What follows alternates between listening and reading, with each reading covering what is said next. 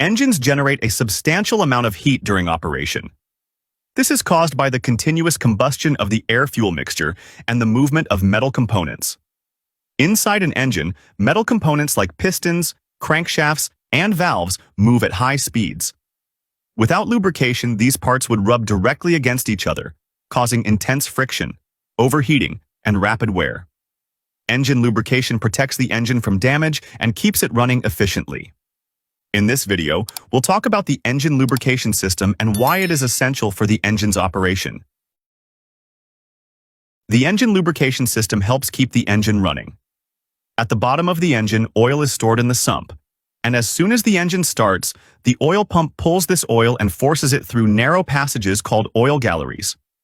From there, the oil flows to all the moving parts: the crankshaft, camshaft, piston rings, and valves, forming a thin film that prevents direct contact between metal surfaces.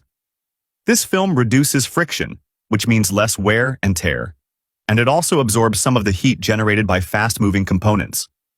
As the oil circulates, it picks up dirt, carbon, and tiny metal particles, carrying them to the oil filter, where these impurities are trapped. After completing one cycle, the oil drains back to the sump, ready for another cycle. In this way, the lubrication system not only reduces friction but also cools, cleans, and protects the engine, making it run smoothly and increasing its longevity. Multiple components work together to form the engine lubrication system. Let's take a look at them, starting with the oil sump.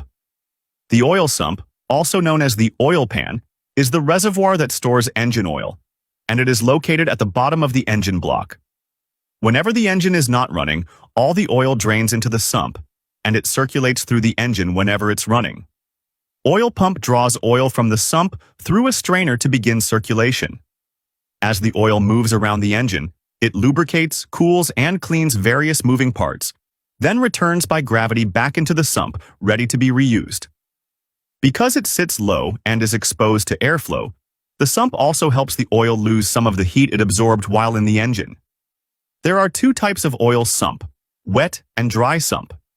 In a wet sump system, oil is stored directly in the pan, while high-performance engines may use a dry sump system, which stores oil in a separate tank and pumps it into the engine under pressure for better lubrication under extreme conditions.